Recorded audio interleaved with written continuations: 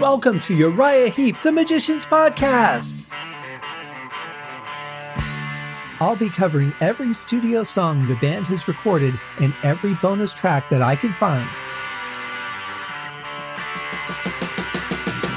Each week we'll go over a new song from the beginning to where they are currently, and as they keep adding albums, I'll keep adding shows. Let the deep dive party begin. In the magic garden, some were singing, some were dancing. Ladies and gentlemen, welcome to another episode of Uriah Heep, the Magician's Podcast. I am your host, Scott Haskin, and I have this lovely little fan-based podcast that I do 4 days a week, covering every studio song that the band has recorded that I'm aware of and that I can find, because that's the second challenge. And it has the endorsement of Uriah Heep themselves. And it's, I was thinking about this as I was rebooting the computer, because I always do a fresh boot before I start recording another episode. And, because reasons. And I have to say, it really is such a joy to be able to give back to a band that has given me so much throughout my life. Music is always there. It's not something that you have to argue with or plead with or hope it's going to be there for you. It's just there, period. And the people that create that opportunity to have those songs available for you are just amazing people. And there's been a handful of people that have had such a major impact on my life, just being the ones that created that music. And the guys in Uriah Heep, every lineup, from start to current are those people for me. Among a couple other bands, I would have to say Deep Purple, Rainbow, Whitesnake. Not as, I like a couple of Black Sabbath albums, never really got into them that much, but, I liked what I've heard. And Mob Rules and Born Again are my two albums that I just love and could go back and listen to any time of the day. And there's bands that I either got into them or I didn't. There was a time when I was really into Led Zeppelin, but for some reason I've just kind of filtered off with them. Maybe I've just heard certain songs too many times or whatever. I don't know. But I don't dislike them, but there's these core bands for me. Heap, Purple, Rainbow, and Whitesnake are, just the biggest impacts in my life as musicians and as what they've recorded. And a lot of them as people, as I've gotten to know a couple of them and some directly and some through interviews and things. And you just see what kind of people they really are. And it's just amazing what's actually behind the music too, because everyone that I've met or had an impression of has just been an absolutely fantastic person. And it's a real joy to be able to do something to give back a little bit to these folks that have done so much for me. And hopefully, I'll be able to meet some more of these people throughout the bands and, add to the list of people I've already met and been able to thank personally. It's really a pretty incredible moment for me. So, today we have a pretty interesting thing. This is the first time that we're hitting this. We are also going to have some more cowbell coming at us today, which is always good. But the song Beautiful Dream, we've got two versions of this to go over today. The first version is the studio version that was released on the album Return to Fantasy. The other version is an alternate demo version. Now, I can say it's quite different, but according to the notes that I've read on all of the studio release versions that were on the album, John Wetton played bass. But on all of the alternate versions that I have on this particular CD, it was Gary Thane. So we're going to hear both people take an attempt at this song and see the song in development with Gary, and then see the final one with John. And it's pretty interesting, but it's a great song. It's one that I've always just, I seem like I say this a lot, but it's true. It's one that I've always enjoyed, especially the particular sound on the Moog that Ken chose for this. There's a nice duplication a couple octaves higher that spans the basic riff, and then there's a little bit of soloing and stuff over that. I love what Mick is playing through this, and the drums are not, it's just, well, we'll get into the song individually, but I'm just going to tell you right now, it's one that I absolutely love. And we got a lot to cover today, so I say we just get right to it. Here is the studio final version of Beautiful Dream with John Wetton on bass And this one came from the album Return to Fantasy.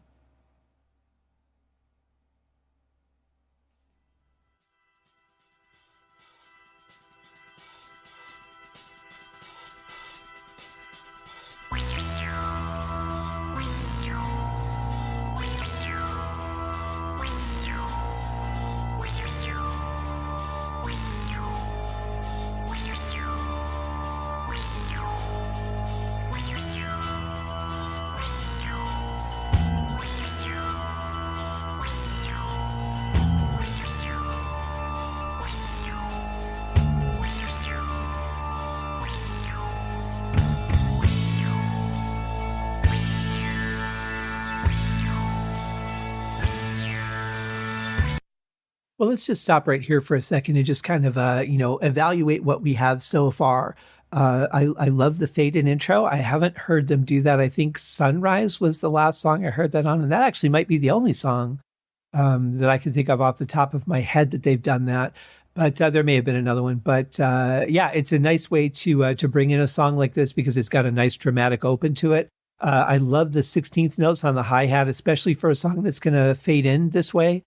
Just gives it kind of a nice momentum before you really hit the volume, which is always a good thing. You can feel the speed of the train before you feel like you're in the car.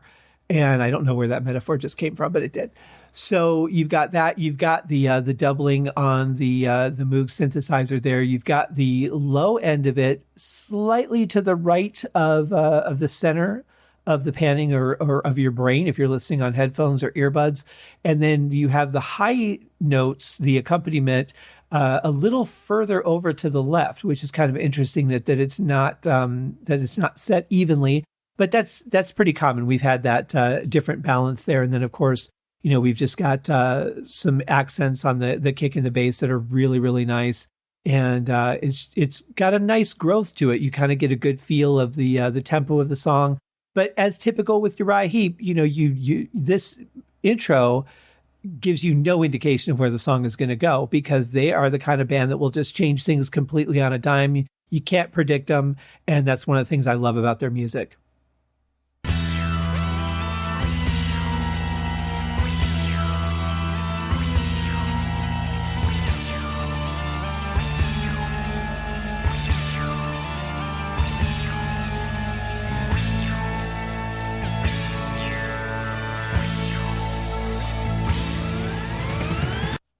Now, I forgot to mention when I paused last time, so I want to make sure I do it here before we get any further. I love what Mick is playing here. He's just playing some really fast strumming on the guitar. It's fairly muted notes. They're defined. You can hear them. They're not completely muted, but it just really chugs the song along so nicely, and it's a little bit buried, going to be in your left ear. Just really nice fast strumming on the guitar. Love the tone of it too. The particular chord that he's picked here for that, but also just the sound of the guitar. Again, he just knows how to get that right level of distortion where you feel the heaviness of it, but it doesn't really make it too crunchy or too chunky and lose the definition of the notes. It's just absolutely perfect.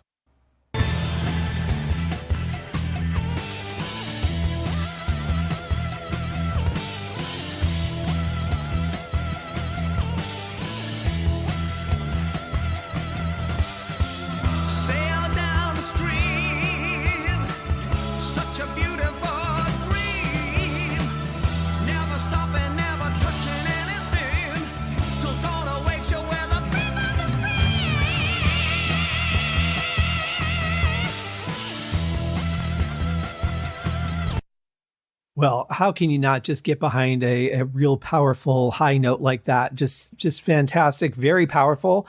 And I love the amount of reverb that they add to it. They always kind of wash out his screams or his high parts really, really well in reverb. And it just adds a thickness to it and makes it seem so much wider than it actually is when it's really just one voice moving, forward. The keyboard part is interesting here. I can't say I like it 100%. Just from a sound perspective, those particular moves on a synthesizer where they kind of screech a little bit, has never been particularly pleasing to my ear. But what I will say is it's not easy to play. That has to be played very precisely, and Ken pulls it off here beautifully. And we have the return of the cowbell, and who doesn't love a cowbell except for people that don't like cowbells?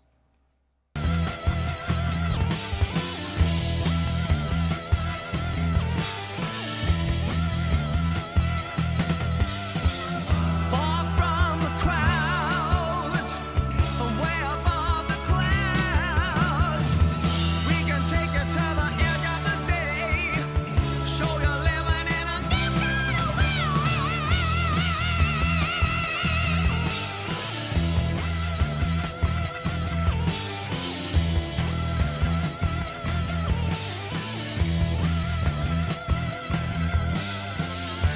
We'll take you floating to the sea of morning dew, where everyone's the same, no one knows your name.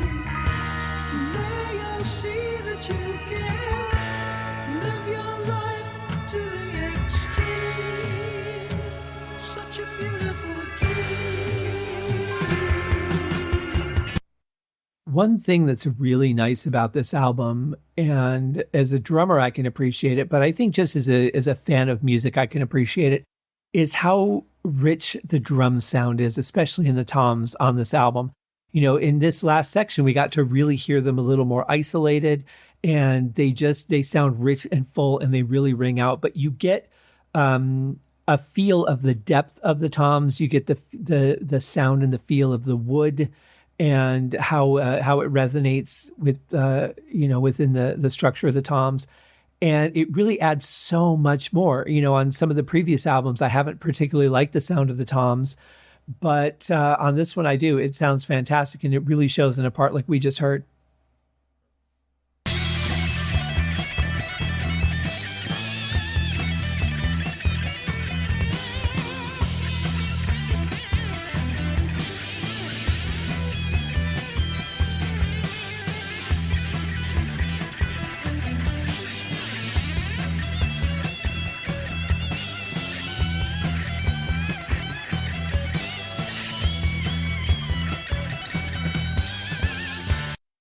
Well, it's certainly an interesting solo. It really moves the song forward. You can feel the intensity that we're not getting from the vocals in this section. And that's kind of the thing. We've talked about this on the show before, is that when you have a solo, it typically replaces the vocal line.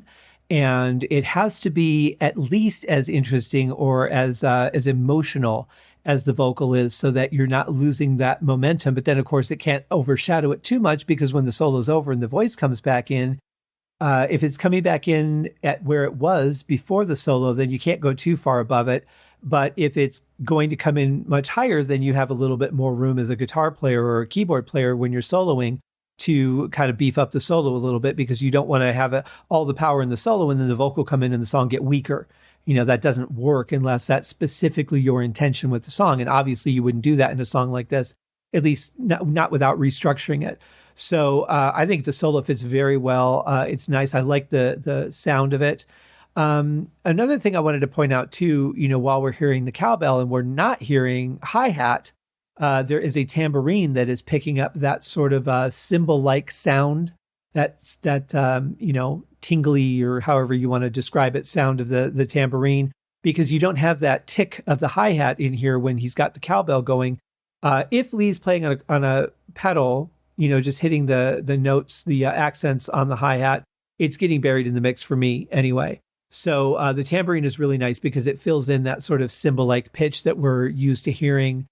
Because when a drummer switches to cowbell, it can sound a little thin sometimes. And I also want to mention, while I'm thinking about it, because I'll probably forget later, for those of you who are not familiar with drums, in the beginning, he's making these little psh, psh sounds when he's being faded in with the 16th notes that he's playing on the hi-hat. So that is actually achieved. There is a chain attached to the bar that holds the top cymbal, and that chain is attached to a foot pedal. So normally the foot pedal is depressed to whatever degree to keep the top and bottom hi-hat cymbal together, and that's what gives you that chink sound. And when they open it up a little bit, it gives you a little bit longer of a sustain. It comes more like a shh instead of a ch ch. So however much you hold the pedal down, the tighter the sound gets. So to achieve that effect that we're hearing in the beginning, you have to hit it just as you're starting to lift the pedal up. You have to hit the cymbal, and that as the cymbals open up and the edge of one part of it will stay together, it just kind of gives that psh sound as you open and close it after that strike. It's a really unique thing. And I remember when I first figured that out, because I didn't have a proper hi-hat cymbal for quite some time. I was just playing on a crash, just in the manner that you would a hi-hat, but it was on a cheap like toy crash that I was playing on. And so once I figured that out, I thought it was the coolest thing in the world, right? Because it's such a neat effect that you could take two things, kind of hold them together, open them up and close them, and achieve that sort of sound, like something rushing by your ear. Very neat. But anyway, for those who are not familiar with how that's done, now you're familiar with how that's done. We'll take you floating to the sea of morning dew, where everyone's the same, no one knows your name. There you'll see that you can live your life to the extreme. Such a beautiful dream. Well, it may have been my imagination, as so many things in life are, but I found that there was a little part in that first section that seemed a little bit off time. I could be wrong, but it's certainly fine. You know, we've talked about from the very first song we did on Gypsy, how it's nice to have things that are not perfectly lined up exactly all the time. I like that live musicians played this music. I like that it wasn't perfected in a studio to where, you know, everything is shifted so it's perfectly into place. I love humanity in music. And so if I am right, if that was a little bit off, that's certainly fine. It actually makes me happier if it is. But if it's not, that's fine too. Either way, but it did feel a little bit off. I've never really noticed that before. But again, I've never really dug into these songs before. I've heard what I've heard in them, depending on, you know, whether I was listening through speakers in my car or in my room, or listening through headphones, or, you know, on an iPod versus a stereo, on LP versus cassette, you know, all those different things. And plus, again, these are, you know, remastered versions, these deluxe versions that I'm working with. So they could have brought out some different dynamics as well, but certainly timing and tempo aren't going to change. But anyway, it's really nice to be actually paying attention to some of this stuff and really appreciating not just the song as a casual listener, but the song as a musician and as an audio engineer, and you know, as somebody who's taking an interest in the intricacies through this go around of this music. And I love that I'm finding all these little things that I'd never noticed before. So yeah, it's a cool part though. I like it. I like that everything kind of lets everything else breathe. You know, the toms aren't playing constantly. The you know, the other things are there, but not intruding on anything else. The vocals are beautiful, but not overpowering anything. Everything just sits so beautifully at this point in the song. Such a beautiful dream. Such a beautiful dream.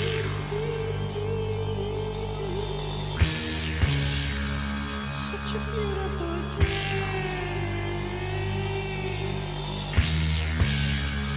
Such a beautiful dream.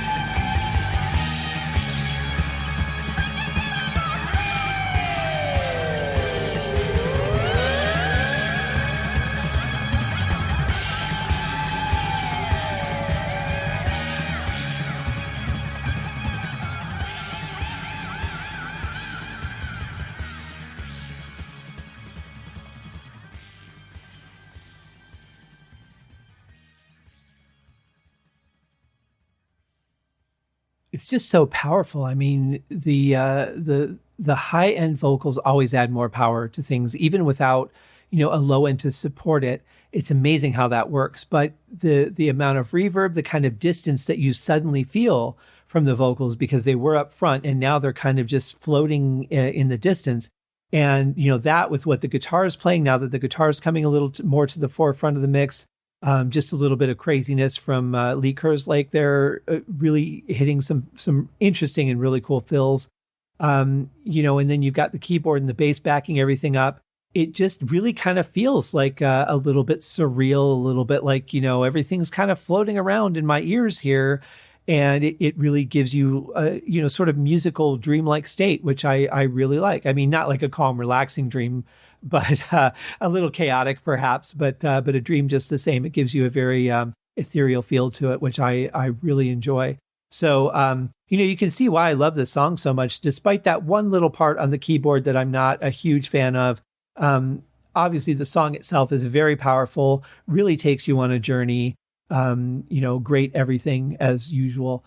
Now, I want to play some parts of the alternate version because they really are alternate. I mean, the basic structure of the song is there. You can see that it was pretty well in development at this point, but it's still a little bit raw. They still had changes that they would make on the song before the final release on Return to Fantasy, but it certainly is interesting how different yet how similar it is. So here is the beginning section of Beautiful Dream with Gary Thane on bass.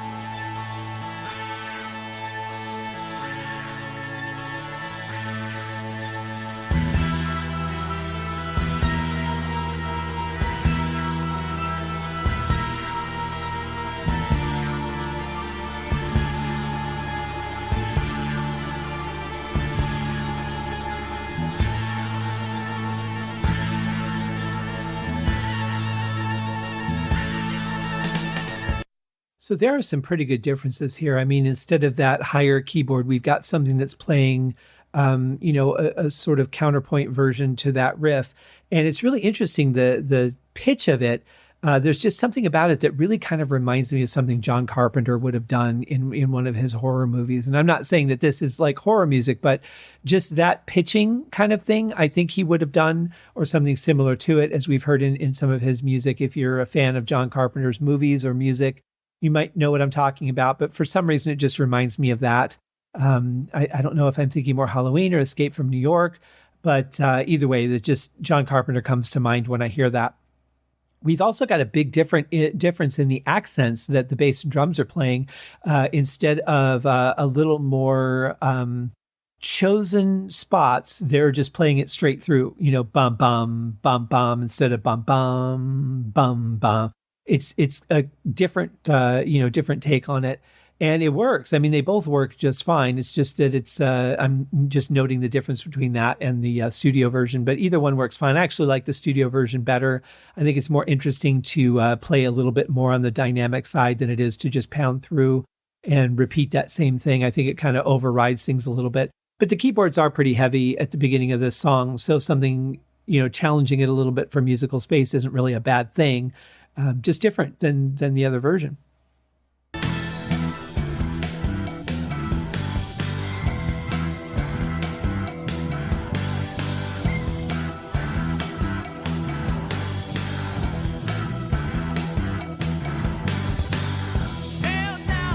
What's particularly interesting to me is that part that I said in the other version that was not my favorite. It's still there in this version, but it is buried so far in the background. It's just above muted, which is interesting. It's very, very in the background. It's still there. And I think here, like in this setting, at that level, it works a little bit for me because it doesn't, it doesn't seem so abrupt of a change in as it plays along with that last note, which is what really kind of kills it for me, honestly, is that really that last note, the higher one. But here it's actually just nicely seated in the background. It's there. You can almost feel it more than you hear it. But in any case, I like that much better.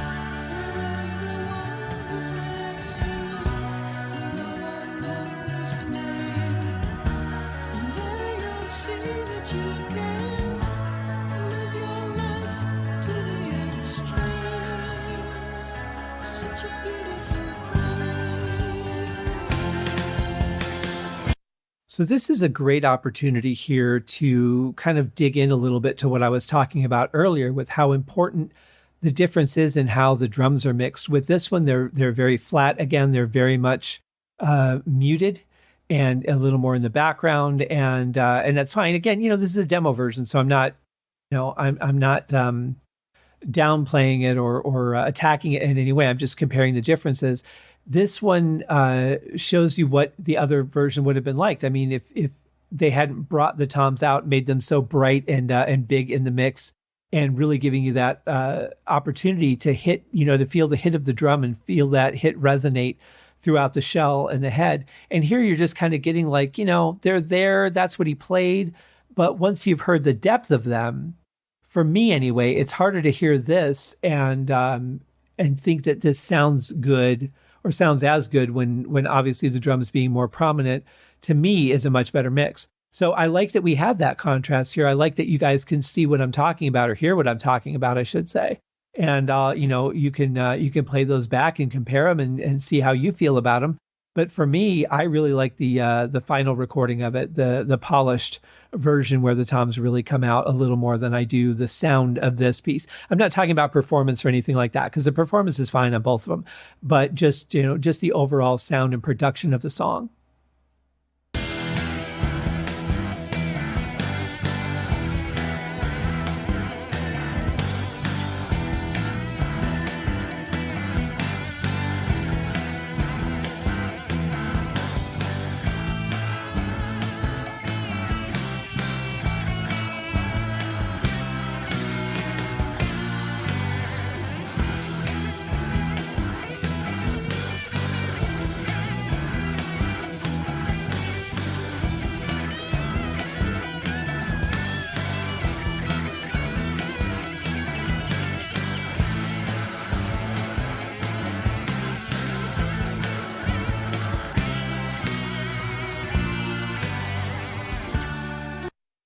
Now, I really do hate to attack this because, again, I know it's a demo version. I know it's not a polished mix. But even in a rough mix, you've got to turn up the guitar player during their solo. I mean, you've got to make that stand out as the focus of the song.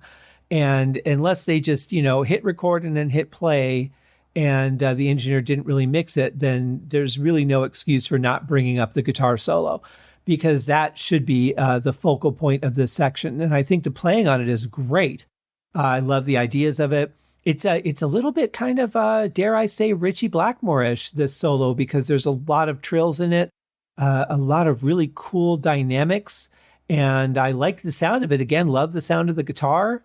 I just don't like the mix because I want to be able to hear it a little bit better. I want to be able to listen to it and enjoy all the notes that it's playing instead of some of the quieter notes that get lost at this volume level, because I'm sensing that there's some things that I'm not hearing well enough to be able to fully appreciate it as much as I like it.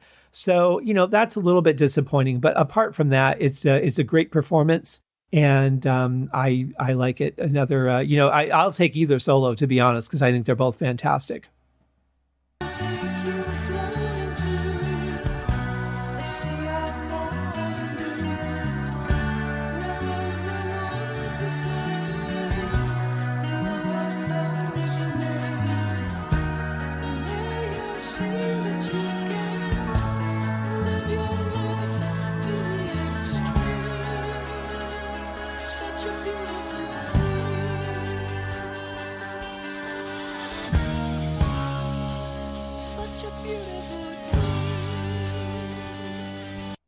I will say that I do love the gentleness of this part. You're talking about something that's really enormously beautiful. Something that's just breathtaking, and I like the gentleness and the feel of describing it, or the feel of being in it.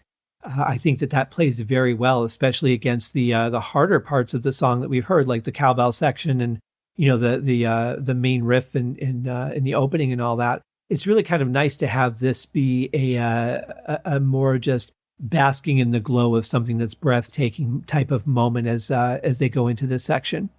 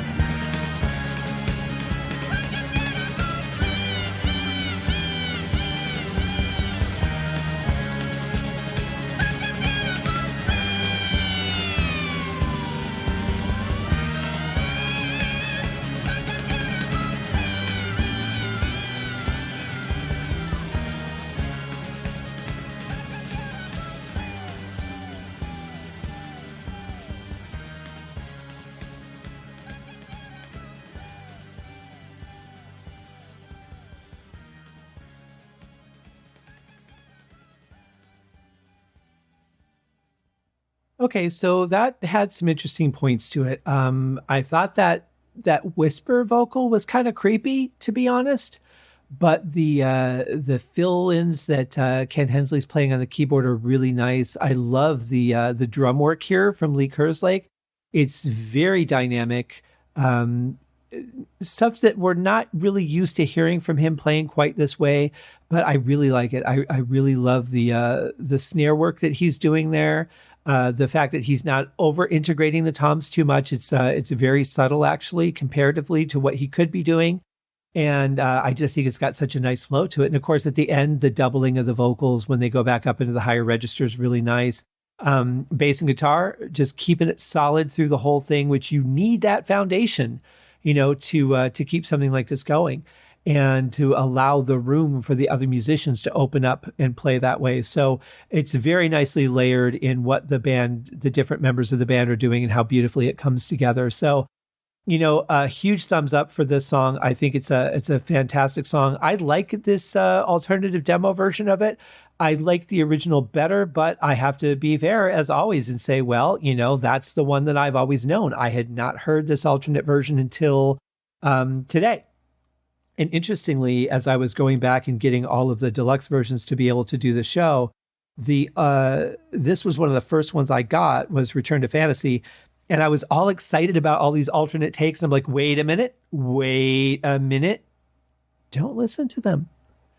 Give an honest live reaction. You know the song, but I'll give an experienced review of the song as we go along, which turns out really to be not that experienced because I haven't dug that deep into the intricacies before.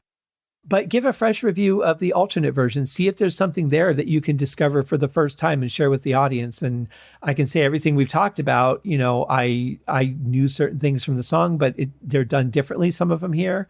Very nice, though. It's a very nice version. I could see how it developed into the final song that it did. Obviously, sans different bass players, but apart from that, just a great song all over. Got beauty, got melody, got action, got everything you could want, all combined into a song. And of course, some of those just classic Uriah Heep vocal sounds that we're so accustomed to. So yeah, that's Beautiful Dream, guys. Both versions of it. What day is today? It's Tuesday. And so we are off tomorrow, but I hope that you guys have a great rest of your day today, an even better day tomorrow. We'll be back Thursday for another song from Return to Fantasy. Cheers, guys. Thank you for joining me on this episode of Uriah Heep, the Magician's Podcast. If you have enjoyed this show, please consider going over to Apple Podcasts or your favorite podcast outlet, leaving a rating or a review. Be sure to subscribe to make sure that you are notified when new episodes are available. Please be sure to share this podcast with your fellow Uriah Heep enthusiasts and anyone who you think would like Uriah Heep, which should be everyone. And if you are so inclined, please feel free to contribute to the Patreon account. And if you are not a Patreon subscriber, you can also pay through the PayPal link on the website listed in the show links below. I would also like to thank Uriah Heep for their very generous support of the show, and thank you guys for listening. We'll see you in the next episode. Happy days!